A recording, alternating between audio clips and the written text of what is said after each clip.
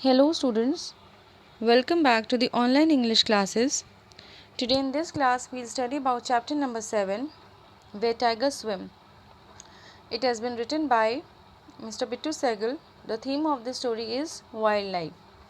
Let's read out the kickstart first. Have you ever seen a tiger in the wild? The Royal Bengal tiger is a national animal, but due to human neglect and cruelty, they are an endangered species today. This account is taken from the book The Sundarbans Inheritance. It narrates the author's experience of encountering this magnificent beast and explains how the tiger's habitat is shrinking due to human intrusion. तो हमें क्या पता लग रहा है? हमें ये पता है कि नेशनल एनिमल हमारा क्या है? रॉयल बंगाल टाइगर है। और ह्यूमन की जो निगलेक्ट और क्रुएलिटी रेट बढ़ रहे हैं, मतलब हंटिंग ऑफ एनिमल्स एंड तो इन सब का असर क्या पड़ रहा है? हमारी वाइल्ड लाइफ पे पड़ रहा है, क्योंकि जिस तरह से ट्रीज़ कट हो रहे हैं, पेड़ को डिस्ट्रॉय किया जा रहा है, कट किया जा रहा है और एनिमल्स को हंट किया जा रहा है, तो इस तरह से क्या हो जाएगा कि ज़्यादा अगर किसी एनिमल को हंट करेंगे वो इंडेंजर्ड हो जाएंगे, मतलब कि वो धीरे धीरे ख़त्म होने की कगार पे आ जाएंगे और एक दिन एक्सटिंक्ट हो जाएंगे। तो जो टाइगर्स हैं ये भी इंडेंजर्ड स्पीशीज़ में आ गए हैं। और ये जो वेयर टाइगर स्विम्स है ये कहाँ से लिया गया है? ये एक बुक से लिया गया है जिस बुक का नाम है द सुंदरबंस इनहेरिटेंस। उस बुक का ये एक छोटा सा पोर्शन है। और इस स्टोरी में ऑथर हमें ये बता रहे हैं कि उन्होंने सुंदरबन जब विज़िट किया था तो उनका एक्सपीरियंस क्या था, कैसा उनका एक्सपीरियंस था। तो इस पूरी स्टोरी में हमें उनके एक्सपीरियंस के बारे में कुछ बातें पता लगेंगी। Let's read out the chapter. January 2001. It is 3 in the afternoon and a brisk breeze whips my hair as I stand behind the prow of the Project Tiger patrol boat. I'm making my way along the blue-green waters of the Netidopani River in the Sundarbans Tiger Reserve, having charted the day's course on a large map a few minutes earlier. तो ये जो बात है ये author जो हैं जा रहे थे मतलब टाइगर सुंदरबंस की तरफ जा रहे थे और नेटीडोपनी रिवर में उनकी बोट जो है वो फ्लोट कर रही थी, जा रही थी और ब्रीज़ जो है हवा काफ़ी एनर्जेटिक वे में चल रही थी जिससे उनके बाल वगैरह उड़ रहे थे और अच्छी खासी ठंडी हवा चल रही थी उस टाइम पर। एंड वो क्या कर रहे थे उस बोट पर? वो बोट पर खड़े होकर के एक्चुअली सब पूरी तरफ चार डायरेक्शन में देख रहे थे और अपने बाइनोकुलर से और क्या कर रहे थे? वो ये देख रहे थे कि डायरेक्शंस देख रहे थे मैप में। Okay, so happy to be alive. I see a dragonfly and a common wanderer butterfly navigate the strong wind to cross our boat's path 100 meters from the shore. Pulling on a wind cheater against the cold, I marvel at the magic of nature that gives such fragile creature with the amazing flying abilities. तो उन्होंने क्या देखा? उन्होंने dragon fly देखा, उन्होंने colourful butterfly देखा कि किस तरह से ड्रैगन फ्लाई बटरफ्लाई सब किस तरह से फ्लाई कर रही हैं, उड़ रही हैं चारों तरफ। और इस कोल्ड में, चिलिंग कोल्ड में कैसे नेचर ने इनको, इस फ्रेजाइल क्रिएचर को, मतलब इस डेलिकेट क्रिएचर को अमेजिंग फ्लाइंग एबिलिटी दी हुई है कि इनके पास उड़ने की एबिलिटी है and they are all flying. About 250 meters ahead of our vessel, I spot a floating log. We are moving against the current about 30 meters from shore. I watch the log in a disinterested way, waiting for it to drift closer to our boat. अब वो जो है जब move कर रहे थे तो उन्होंने देखा कि करीब 250 मीटर्स आगे अहेड उन्होंने देखा एक फ्लोट कर रहा है, क्या? लॉग। एक लॉग है जो कि फ्लोट कर रहा है। तो उन्होंने क्या किया? वो आगे बढ़े और उन्होंने ये भी देखा कि वो जो लॉग है वो डिसइंटरेस्टेड वे में फ्लोट कर रहा है, मतलब एक होता नहीं जैसे डायरेक्शन लेस वे में। That never happens. Instead, I begin to notice that it is moving at a 90-degree angle to us and to the powerful current. उन्होंने नोटिस किया कि वो जो लॉग है वो उनकी बोट से 90 डिग्री एंगल की तरफ मतलब मूव कर रहा है, फ्लोट कर रहा है। Strange, at a distance of 150 meters, I peer through my binoculars and see a small round shape. Certainly not a log. अब उनको कुछ लगा, कुछ अजीब सा लगा। उन्होंने अपनी बाइनोकुलर्स उठाई, यानी अपनी दूरबीन उठाई और उससे उन्होंने देखा, क्या देखा? 150 मीटर्स की दूरी पर उन्होंने देखा कि एक्चुअली वो लॉग नहीं कुछ और है। Excuse me. It takes me a full 10 seconds to realise that a childhood dream has come true. अब उनको 10 सेकेंड लगे ये रियलाइज़ करने में कि जो उनके बचपन का सपना था वो क्या हो गया, वो सच हो गया।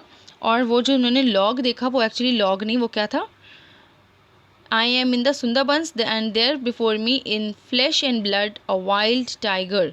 उन्होंने देखा कि वो सुंदरबंस में है और उन्होंने क्या देखा कि वो जो लॉग है वो एक्चुअली लॉग नहीं है बल्कि फुल फ्लैश एंड ब्लड से बना हुआ, I mean full flesh and blood का एनिमल है। वो क्या है, वाइल्ड टाइगर है। No one sees tiger in the Sundarbans, every one knows you come here for the experience और टू बर्ड वॉच और just to escape urban life. अब यहाँ पर इतना मतलब टाइगर ईजिली यहाँ पे भी नहीं मिलते, दिखते हैं, तो यहाँ पर लोग अक्सर करके आया करते हैं, वो बर्ड वॉच के लिए आते हैं या तो फिर अपनी अर्बन लाइफ से इतनी ज़्यादा डिस्टर्ब हो जाते हैं और बिजी लाइफ से इतने ज़्यादा बोर हो जाते हैं कि वो थोड़ा नेचर को एंजॉय करने के लिए यहाँ आया करते हैं। Yet against all probability there she is, the cat's head, silhouetted and dark like some ancient god, is perhaps 500 meters to our left from the far shore. As we draw nearer, I can see her ears twitching. When she turns her head to stare at our boat, I am struck by the yellow of her beautiful eyes. She is headed straight for the far bank, but then, to my utter experience, she turns and begins to swim back in the direction whence she came. अब यहाँ पर आप देखिए she बहुत use हुआ है, pronounce she का use हुआ है क्योंकि ये जो एक्चुअली टाइगर है इट्स अ टाइग्रेस, इसलिए शी का यूज़ हुआ है। और यहाँ कैट बोल रहे हैं तो यहाँ पर एक्चुअली कैट को, वो टाइग्रेस को ही कैट बोल रहे हैं, ठीक है। तो उन्होंने यहाँ पर पूरा उसका ब्यूटीफाई किया, उसको डिस्क्रिप्शन दिया है कि मतलब उसकी जो ईयर्स है वो कैसे ट्विच कर रही है और कर रहे हैं, और उनकी येलो आइज़ है, ब्राइट आइज़ है उस टाइग्रेस की, और किस तरह से वो अपने डायरेक्शन में जा रही थी, ठीक है, स्ट्रेट जा रही थी बैंक की तरफ। एंड जैसे ही उसने और भी क्या देखा, she turns and begin to swim back in the direction when she came. फिर उसके बाद वो अच्छा खासा बैंक की तरफ जा रही थी, किनारे की तरफ जा रही थी स्ट्रेट, और अचानक से उसने क्या किया, टर्न लिया और वो उसी डायरेक्शन में जाने लगी जहाँ से वो वापस आ रही थी। Remorse now takes the place of the pure joy I had just experienced on seeing the cat, how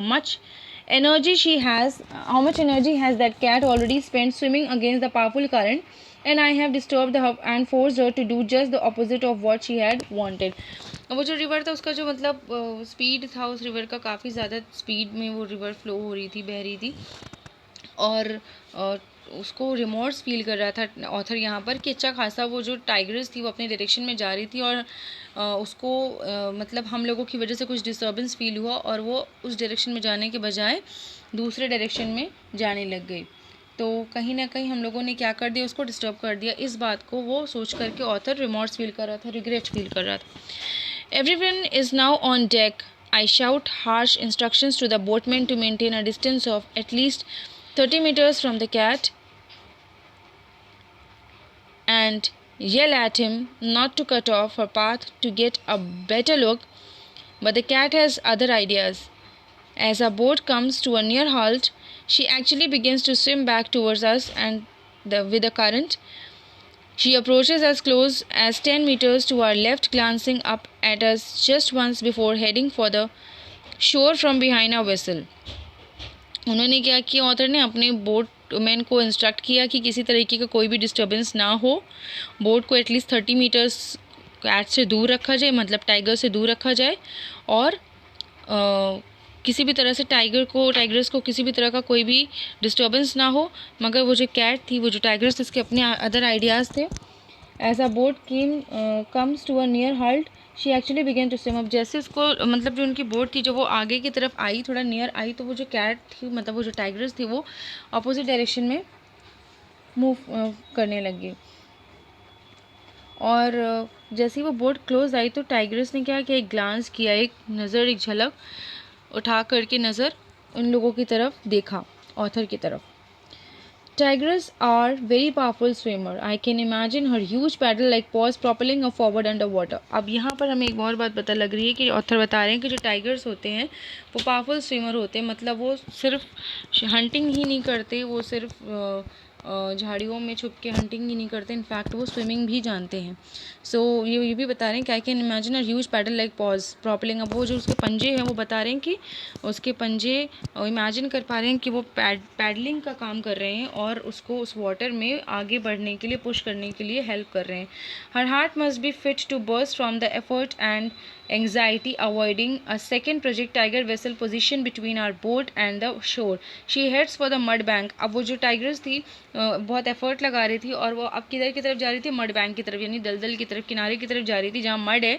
great paws touching the earth, the tiger struggles momentarily in the slippery mud and then bounds tail up into the mangrove and is swallowed by her emerald forest. अब वो bank की तरफ आ गई और उसने वहाँ पर mud में धीरे धीरे मूव करते करते वो एमरल्ड फॉरेस्ट में जा कर के बिल्कुल गायब हो गई. एमरल्ड क्यों बोला गया है फॉरेस्ट को? क्योंकि forest is also green colour and emerald stone is also green colour.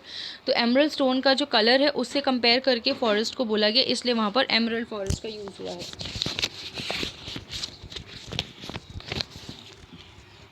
Now, the whole episode takes no more than 3 or 4 minutes, during which I am granted momentary access into the life of one of the world's most secretive, most threatening predator.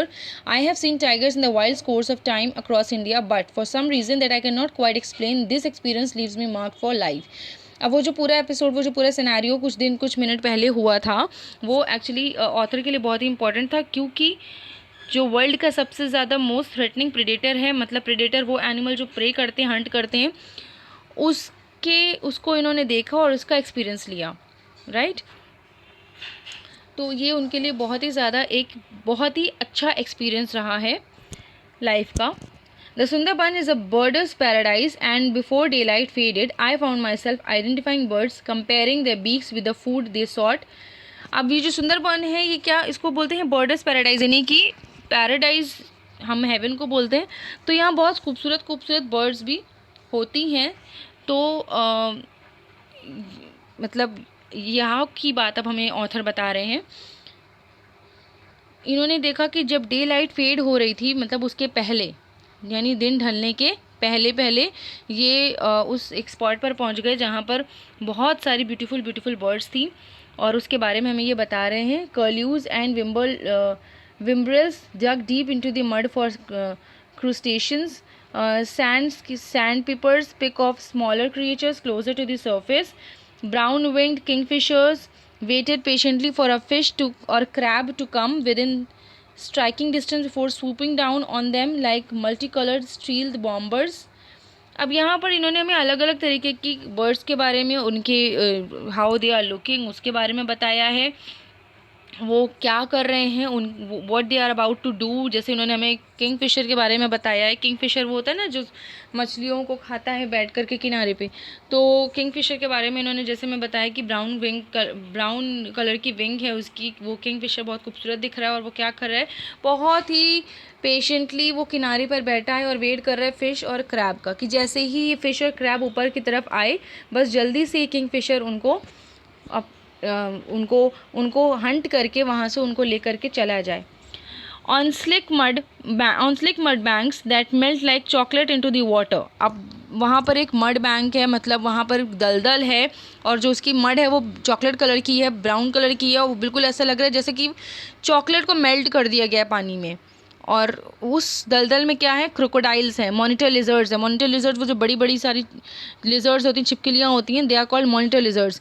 मडस्किपर्स and fiddler crabs reveal themselves from time to time. तो ये सारे animals हमें, creepy animals, crawling animals कहाँ मिलते हैं? उस mud bank में मिल रहे हैं. Like so many earth jewels, a snake painstakingly made its way towards the gathering of mudskippers, but lost its chance at the very last moment was the fish when the fish, especially adapted for movement on land, darted away. mudskippers एक तरीके की ऐसे fish है जो कि land पे भी रहती है और पानी में भी रहती है, ठीक है. This utterly fragile, strange and magical ecosystem is geologically new and still evolving. अब ये जो पूरा इकोसिस्टम है, मतलब ये जो एनवायरनमेंट है, ये जो नेचुरल एनवायरनमेंट है, ये बहुत ही ज़्यादा क्या है, मैजिकल लग रहा है, बहुत ही ज़्यादा खूबसूरत लग रहा है, और अभी भी वैसे ही है. Rivers and tide circulate nutrients like the chef might stir a great soup. अब जो रिवर और टाइड्स हैं यहाँ पर इस तरीके से सर्कुलेट हो रहे हैं, मतलब इस तरीके से मतलब न्यूट्रिएंट्स ला रहे हैं कि ऐसा लग रहा है जैसे कि एक शेफ़ है जो कि सूप को स्टर कर रहा है, एक सूप बना रहा है, इस तरीके से मतलब इन्होंने कंपेयर किया है. with nothing wasted as living creature join the benthic flora in metabolizing everything organic। यहाँ पर क्या है, सब चीज़ें नेचुरल है, सब चीज़ें क्या है, ऑर्गेनिक है, कुछ भी इनऑर्गेनिक नहीं है, कुछ भी मैनमेड आर्टिफिशियल नहीं है, सब फुल ऑफ नेचर है। Even the air is thick with drama as the sun begin to set. जब सूरज डूब रहा होता है तो वो जो वहाँ की एयर होती है वो थोड़ी थिक हो जाती है, तेज़ हो जाती है। Above me, competing with swifts for the bounty of an insect-stalked sky, pygmy pipistrellus scan the horizon. Clearly, all is well with the world is dark in darkness. With the world as darkness descends on Ghazi Khali, where we drop anchor for the night. तो अब ये बता रहे हैं कि अभी तक उन्होंने हमें बर्ड्स के बारे में बताया, फिर क्रीपी कोरोली इंसेक्ट्स एनिमल्स के बारे में बताया। अब बता रहे हैं कि क्लियर होराइजन है और इंसेक्ट्स भी जो हैं वो भी फ्लाई कर रहे हैं वहाँ पर, और कुछ इंसेक्ट्स हैं जो कि नीचे ज़मीन पर हैं, पत्तों पर है। So the atmosphere is full of nature, full of animals, birds and insects and everything. तो पूरा जो नेचुरल एक क्रिएचर है वो वहाँ पर है, और इसके बारे में इन्होंने हमें एक्सपीरियंस करके बताया। Now a conflict of interest. Here the authors narrates an incident from an earlier visit to the Sundarbans. अब इसमें हमें ऑथर बताएंगे कि जब वो पहले सुंदरबंस आए थे तो मतलब वो क्या था, उसका क्या एक्सपीरियंस, उन्होंने क्या एक्सपीरियंस किया, क्या देखा और क्या ऐसी मतलब वो चीज़ थी। By the time we reached the Matla forest compartment, all thought of heaven had been forgotten। तो जब वो माटला फॉरेस्ट पहुँचे, कंपार्टमेंट पहुँचे, तो जितने भी हेवन के जो अच्छे थॉट थे, जो मतलब जो एक अच्छी बातें थी, वो सब बिल्कुल से भूल गए। Here scores of laborers were busy hacking a huge sweet water pond out of the mangrove swamp।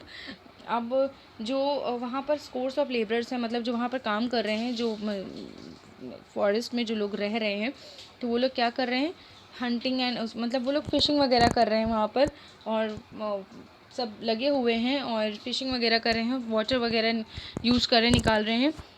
I wondered why, since every Sundarbans creatures had or learned to survive very well in the brackish water environment। अब वो सोच रहे हैं कि ऐसा क्यों हो रहा है, क्योंकि जो वहाँ के क्रिएचर है सुंदरबंस के, तो वहाँ का जो वाटर है वो एक्चुअली ब्रैकिश वाटर है, मतलब सॉल्टी वाटर है। तो सब वहाँ के उस ब्रैकिश वाटर में सर्वाइव करने के बारे में, सर्वाइव करना अच्छे से जानते हैं। Without well intention but ecologically risky handouts from humans.